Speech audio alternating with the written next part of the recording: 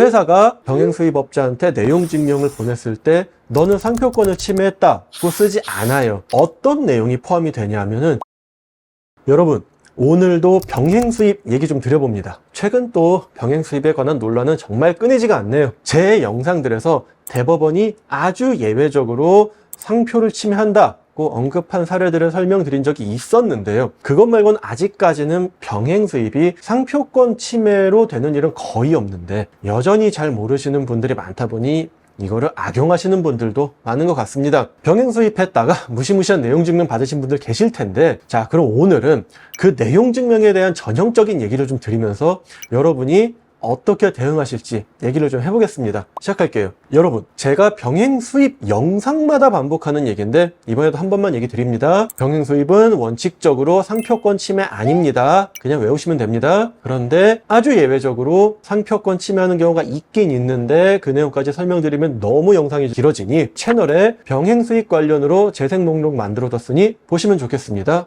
고정 댓글로 링크 남겨드릴게요. 자, 그럼 오늘 드리고 싶은 얘기 중 하나, 바로 내용증명 얘기를 드릴게요. 병행 수입하시는 분들 중에 내용증명 받으시는 분들 많죠. 요새 진짜 많아요. 왜일까요? 이유는 간단해요. 외국 브랜드가 한국에서 정식으로 유통되는 건 보통 두 가지예요. 국내 수입업자가 그 회사랑 컨택해서 물건을 공급을 받거나 아니면은 그 외국의 회사가 국내에 직접 회사를 차려서 물건을 판매하거나, 어떤 경우가 됐든 국내에 회사가 있기 마련이니 이 국내 회사는 매출을 올려야 돼요. 뭐 그건 너무 당연한 거죠. 그런데 문제는 똑같은 상품이 외국에서 더 싼 가격에 팔리고 있는 경우에 그 외국에서 파는 물건을 국내에 싸게 들여와서 파는 사람들이 생기다 보니 국내에 정식으로 유통되는 물건은 상대적으로 안 팔리게 되고 그 회사들은 매출이 떨어지게 돼요. 그러니 짜증이 나죠. 근데 문제는 뭘까요? 그게 상표법 위반이 아니라는 거예요. 가품이라면 사실 뭐 얘기할 것도 없이 상표법 위반이니까 그냥 때려잡으면 되는데 외국에서 들어온 정품이다 이거예요. 여튼 그러니 국내 유통사는 병행수입업자한테 내용증명을 보내게 됩니다. 그 내용증명들 저는 진짜 많이 봤거든요. 그런데 뭔가 공통점들이 있어요. 일단 회사가 병행수입업자한테 내용증명을 보냈을 때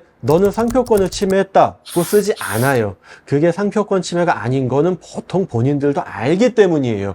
뭐 쓰는 경우가 없지는 않은데 그 얘기는 좀 이따가 드릴게요. 자, 그러면은 첫 번째로 보통 어떤 내용이 포함이 되냐면은 지금 당신의 행위로 회사에 손해가 발생하고 있으니 병행 수입을 그만두지 않으면 책임을 묻겠다고 해요. 자, 무슨 수로 책임을 묻죠? 무슨 잘못을 했다고 물을까요? 상표법 위반은 아니잖아요. 자, 그런데 그런 경고를 받으신 다음에 본인의 판매 행위를 돌이켜 봤을 때 내 판매 행위가 위법인지 검토하시면 되는데 보통 위법이 아닌 경우가 많아요. 그럼 위법이 아닌데 어떻게 손해배상 청구를 할 수가 있겠어요? 그쵸? 자, 그럼 두 번째, 부정경쟁 행위에 해당한다는 문구를 자주 발견할 수 있어요.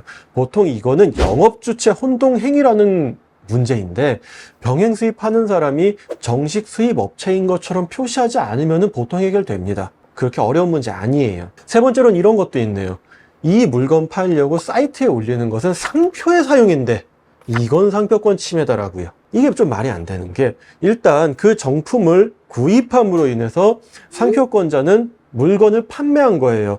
여기에는 권리소진 이론이라는 것이 적용돼서 이게 뭐냐면요, 상표권자가 물건을 팔고 나면 상표권자의 권리가 소진돼서 구매자한테 상표권자는 상표권을 행사할 수 없다는 이론인데, 이건 제 생각이 아니라 전 세계 어디에서도 통용되는 법리예요. 저 법리가 없다면 만약 여러분이 나이키 운동화를 사서 신고 다니다가 중고나라 같은 곳에 나이키 신발 팔아요 라고 올리는 순간 나이키의 상표를 사용하는 거니까 여러분은 나이키의 상표권을 침해한 게 된다는 거예요. 그거 봐요. 듣다 보니까 이상하죠?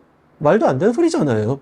내가 내 물건 중고로 파는데 그게 왜 상표권 침해가 성립을 하겠어요? 근데 이 이론이 병행 수입에까지 확장이 되니 여러분이 정품을 구매해서 사이트에 판매하려고 올리는 것은 권리 소진 이론이 적용돼서 상표권 침해가 아니라는 거예요. 그러니 그런 주장은 뭐 별로 들을 필요가 없습니다. 자, 오늘은 병행 수입으로 인해서 내용 증명 받으셨을 때 일반적으로 볼 수 있는 문구에 대한 설명을 드렸어요. 근데 제가 이런 영상 만들면 마치 수입업자들을 위해서만 일하는 줄 아시는데 저는 기업을 위해서도 일하고, 저는 이미 다른 영상에서 정식 수입하시는 분들이 반드시 체크하실 점에 대해서 설명을 다 해놨습니다. 링크 한쪽에 띄워드릴게요. 다만 현행법이라는 것이 있으니 그거에 맞춰서 설명을 드릴 뿐입니다. 만약 이후에 법이나 판례가 개정되면 그땐 또 새롭게 설명을 드리도록 하겠습니다. 여하튼 여튼 오늘 드리는 이 영상이 여러분의 사업에 조금이나마 도움이 되길 바라며 다음 영상에서는 더욱 다양하고 재미있는 주제로 돌아오도록 하겠습니다. 감사합니다.